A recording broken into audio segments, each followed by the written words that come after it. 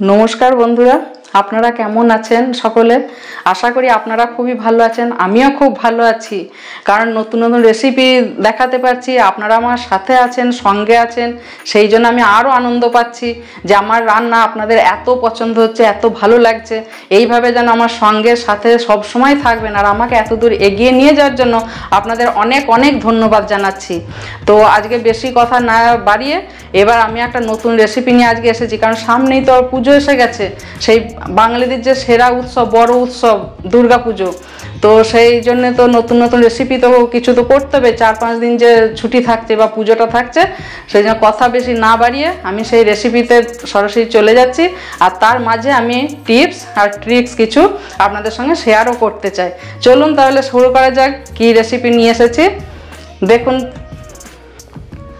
আজকে যে রেসিপিটা দেখাবো সেটি হচ্ছে বালুশাহী রেসিপি মিষ্টি একটা রেসিপি ভারতীয় একটা মিষ্টি খুব স্পেশাল মিষ্টি এটা স্পেশাল রেসিপি সেটা কিভাবে তৈরি করবেন ঘরেতে সহজ পদ্ধতিতে সবই ঘরে থাকে সেইটা সহজভাবে কিভাবে করবেন তো সেইটাই আজকে আপনাদের সঙ্গে শেয়ার করব চলুন তাহলে বালুশাহী কিভাবে তৈরি করবেন দেখা এবার আর আমাকে সাবস্ক্রাইব করবেন আমার ফেসবুক পেজটা আছে পেজেতে ফলো করবেন আর লাইক করবেন কমেন্ট করবেন আর এইভাবেই যেন সাথে সঙ্গে পাশে সব সময় যেন আপনারা থাকবেন আপনাদের যেন সব সময় আমি এই সাথে পাই আমার এখানেতে এই থালাতে কিছু ময়দা ছিল সেই ময়দাটা আমি চেলে রেখে দিয়েছিলাম তো সেই ময়দা থেকে আমি 300 গ্রাম মানে 1 কাপ ময়দা নিলাম এটা 300 গ্রাম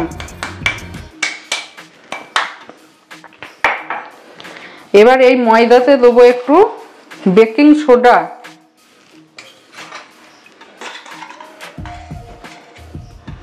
একটু বেকিং সোডা দিলাম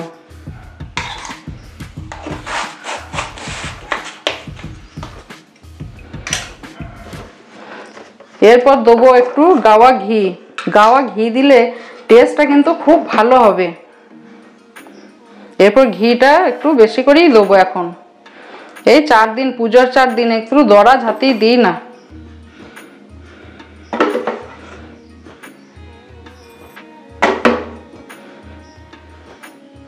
চার চামচ মতো এই চামচের 4 চামচ মতো দিলাম একটু বেশি করে একটু না দিলে হবে না ময়ামটা একটু বেশিই লাগবে এরপর ভালো করে মিক্স করে নিচ্ছি ময়দা বেকিং সোডা আর ঘি এগুলো একসঙ্গে এবার মেশাচ্ছি দেখুন এইভাবে মুঠোর মতো হবে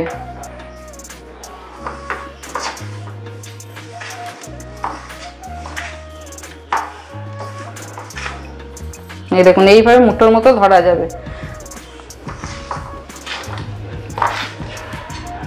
এরপর দেবো আমার ঘরে পাতা টক দই ফ্রিজ থেকে অনেকক্ষণ 2-3 ঘন্টা বার করে রেখে দিয়েছি ফ্রিজ থেকে যে নর্মাল টেম্পারেচারে আছে এরপর দেবো টক দই 1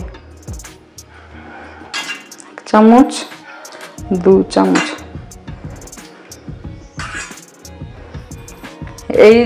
এই চামচটা 3 চামচ মতো দিলাম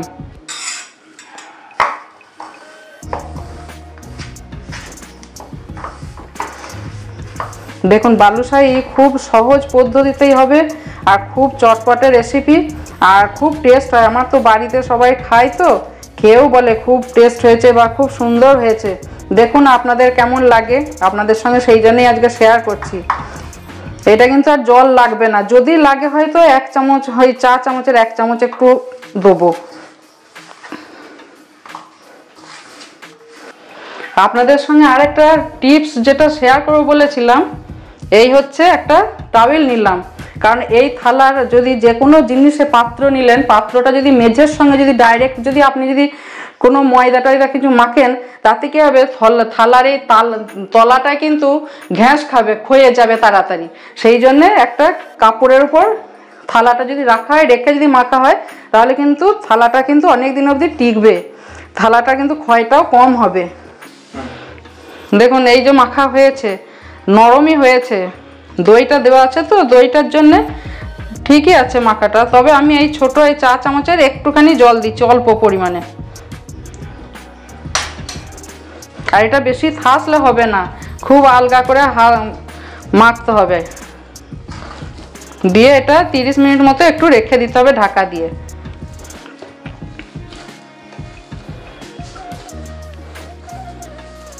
দেখুন আমার হয়ে গেছে, এটা ঠাসা হয়ে গেছে। এরপর এটাকে আমি কিছুক্ষণ 30 মিনিট মতো ঢাকা দিয়ে রাখবো। তার মধ্যে আমি একটু রসটা তৈরি করে নেব, চিনির শিরা একটা তৈরি করে নিতে হবে। এবার ঢাকা দিয়ে এটা রেখে দিচ্ছি। আমি এইটা একটা পাত্র ঢাকা দিলাম, আপনারা চাইলে একটা কাপড়ও ঢাকা দিতে পারেন বা প্লাস্টিকের প্যাকেটের ভেতরেও এটা রেখে দিতে পারেন, এই যে ময়দা যেটা মাখলাম। তো এরপর আমি চিনির শিরাটা তৈরি করি। গ্যাসটা এবার জ্বালিয়ে দিলাম। এরপর একটা কড়াই বসাচ্ছি, কারণ রসটা তৈরি করতে হবে। তো 300 গ্রাম আমার ময়দা ছিল, আমি 300 থেকে কম একটু চিনি নিয়েছি। চিনিটার দানাটা অবশ্য মাঝারি সাইজে, 300 ওই 2-4 চামচ মতো কম নিয়েছি, 250 থেকে একটু বেশি। আর দেবো চিনি দেওয়ার পর হাফ কাপের একটু কম জল নিয়েছি। এই শিরাটা তৈরি করতে হবে।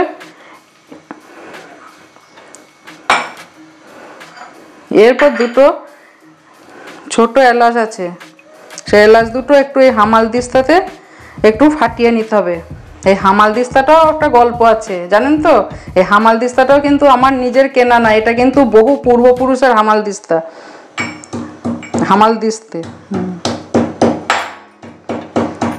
এটা আমার মায়ের আমলের এই হামাল দিস্তেটা, সে যত্ন করে অবশ্য আমার মাও রেখেছিল, তো আমাকে এটা দিয়েছে। এটার মূল্য অনেক। একটু এলাচ গুঁড়িয়ে ছেঁচে দিয়ে দিলাম। আর দিচ্ছি একটু এই যে জাফরান রেখেছিলাম, এই জাফরান একটু দিয়ে দিচ্ছি।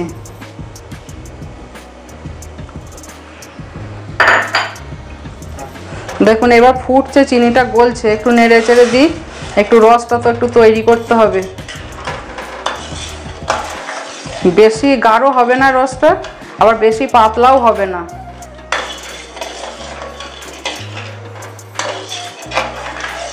খুব ভালো লাগে খেতে। আমরা যখন দোকান থেকেও কিনে খাই তখন তো ভালো লাগে, তো বাড়িতেই একটু তৈরি করে নেবেন, দোকানের জিনিস বাড়িতেই হয়ে যাবে আর ভালোই খাওয়া যাবে। দেখুন রসটা কিন্তু ফুটছে, এটা কিন্তু হাই ফ্লেমে দেবো না, কারণ জলটা মরে যাবে, ওই জন্য এটা কমিয়ে দেবো গ্যাসটা একটু। আর দেবো একটু লেবুর রস দেবো, রসটাতে ওই 2 ফোঁটা মতো লেবুর রস দেবো। পাতি লেবুর রস দিলাম 2 ফোঁটা মতো, তাতে কি হবে চিনির শিরাটা জমাট বেঁধে যাবে না। দেখুন ফুটছে, একবার দেখে নিই রসটা হয়েছে কিনা।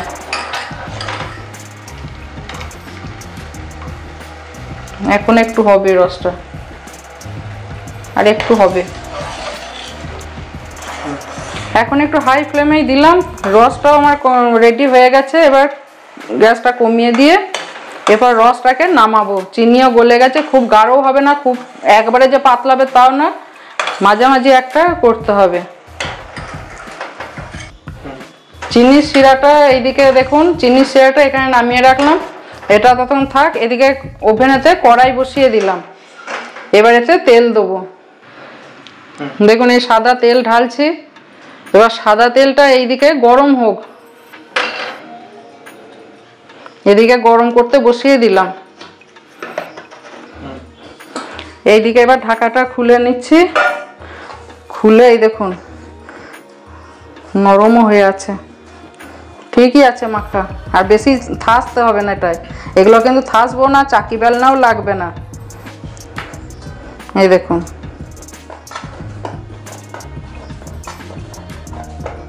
আর জলও লাগেনি, দই দিয়ে করেছি, করে খেয়ে দেখবেন। এইভাবে ঘি ময়ম আছে। এই এরপর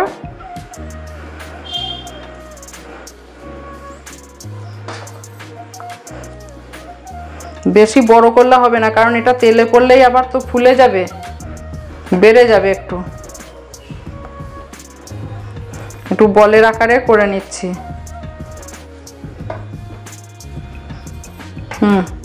এরপর হাতে পাকাবো, আলতোভাবেই পাকাবো।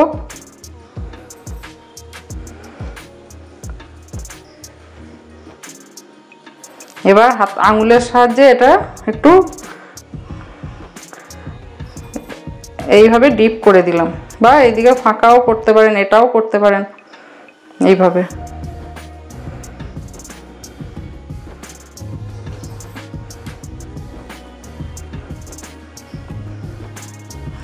এইরকম করে পাকিয়ে এই যে খাঁজগুলো রয়েছে, এই খাঁজগুলোই দেখবেন যখন তেলে পড়বে তখন দেখবেন বেশ ভালো লাগবে।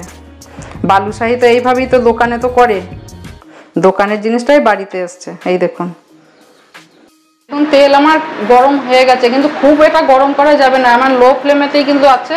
আর লো ফ্লেম বা খুব মিডিয়াম ফ্লেমে রাখতে হবে, হাইতে করা যাবে না। অল্প গরম হবে তাতেই তুলে এটা ছেড়ে দিতে হবে। আমার সব পাকানো হয়ে গেছে, এরপর ছাড়ছি।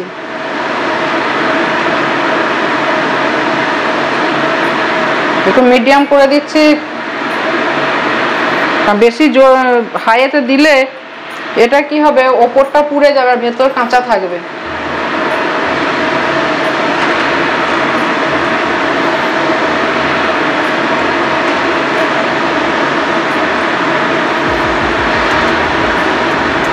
খুব সুন্দর হবে।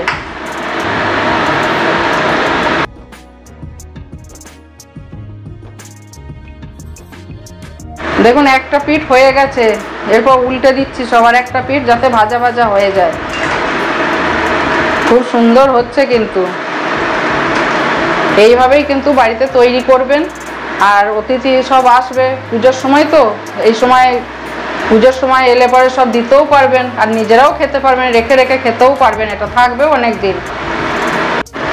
দেখুন এই যে গায়েতে দাগ দাগ মতো আছে না, এইটাই তো থাকে যখন কিনে খাওয়া হয়। এই যে দাগ দাগ এইরকমই তো থাকে দোকানের গুলো, একদম দোকানের মতোই। দেখুন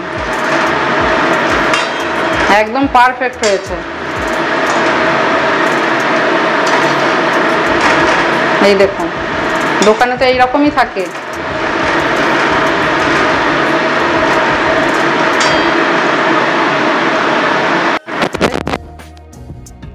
দেখুন আর একটু ভেজে নেবো, আর কেমন সুন্দর প্যাঁচের মতো এই দাগগুলো হচ্ছে, দারুণ হয়েছে। আর কিন্তু আমি পুরোটাই কিন্তু লো ফ্লেমেই করছি, তার থেকে একটু বাড়ানো থাকে, হাইতে যাই না, মিডিয়ামে, তাহলে ভেতর অবধি কি হবে, ভেতরটা অবধি সেদ্ধ হয়ে। কেমন দেখুন আমি কিন্তু লো ফ্লেমেতেই ভাজছি, কিন্তু লো ফ্লেমে রাখার ভাজার জন্য কি হবে, ভেতর অবধি ভাজা হবে। কিন্তু দেখুন আমার কিন্তু তৈরি। এরপর আমি রসে ফেলছি, আর রসে কিন্তু আমি কোনো ফুড কালার কিন্তু ব্যবহার করিনি। আপনারা চাইলে দিতে পারেন ফুড কালার, কারণ আমার বাড়িতে ফুড কালারটা খুব একটা পছন্দ করে না বা খায় না, এমনি তো খাওয়া তো খুব একটা ভালো না, তো সেই জন্য ফুড কালারটা আমি দিইনি। তো আপনারা চাইলে দিতে পারেন ফুড কালার। আমার হয়তো ওই কালারিংটা অতটা আসবে না, হয়তো একটু সাদা সাদা হবে, ফুড কালার দিলে হয়তো কালার আসতো।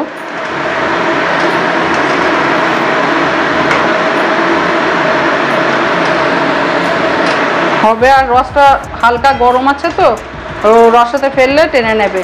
ঘন্টাখানেক রাখবো, আধ ঘন্টা রাখলেই হয়ে যায়, তাও ঘন্টাখানেক রেখে দেবো, রসটা একটু ভালো করে ঢুকবে। বালুশাহী আমার রেডি, কমপ্লিট রান্না। কেমন লাগছে রেসিপি, নতুন নতুন রেসিপি নিয়ে আসবো, আপনারা দেখবেন, সাথে থাকবেন। আবার এইদিকে দিচ্ছি, দেখুন কড়াইতে আবার ছাড়ছি। দেখুন এই রসে ফেলে দিয়েছি, এরপর একটু উল্টে দিচ্ছি। রসটা ঢুকতে যেটুকু সময়, একদম দোকানের মতো হবে, আর কামড় দিলেই গাওয়া ঘিয়ের গন্ধ পাবেন। এইভাবে বাড়িতে তৈরি করবেন, সবাইকে খাওয়াবেন, সবাই খুশি মনে খাবে।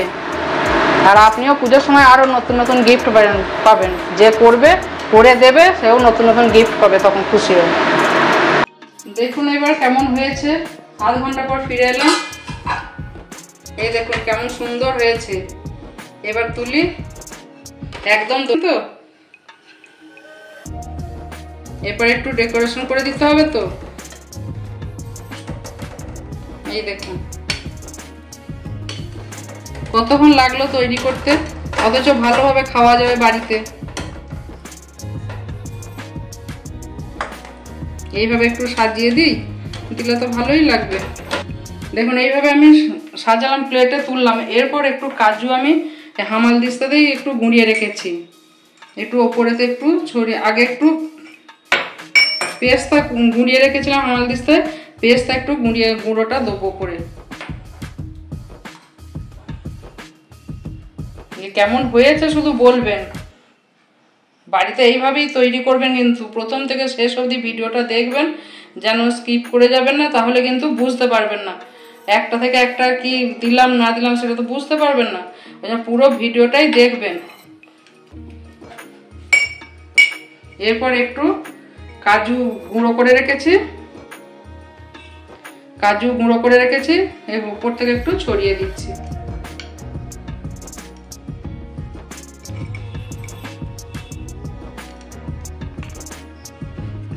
আমার রেডি এবং সার্ভ, বালুশাহী রেডি এবং সার্ভ করে দিয়েছি। কেমন হয়েছে দেখুন, দেখে কমেন্টে লিখবেন, সাবস্ক্রাইব করবেন আর শেয়ার করবেন, ফেসবুক পেজকে ফলো করবেন। আর ভালোভাবে পুজো কাটান, আনন্দ উপভোগ করুন। দারুণ দারুণ হয়েছে দেখুন। কিন্তু লিখবেন কিন্তু কমেন্টে, সেই আশাই কিন্তু রইলাম আমি। আপনারা তো সাথে পাশে সঙ্গে আছে বলেই না আমি করতে পারছি, এগিয়ে যেতে পারছি। কিন্তু সব সময় যেন সঙ্গে থাকবেন, সাবস্ক্রাইব করবেন। আর আপনাদের চেনা পরিচিত কেউ থাকলে তাদেরও বলবেন রান্নাটা দেখতে। আশা করি ভালো লাগবে। আর প্রথম থেকে শেষ অবধি পুরো রান্নাটা ভিডিওটা যেন দেখবেন। দেখুন কেমন হয়েছে, এবার দেখি ভেঙে তো একটু দেখতে হবে।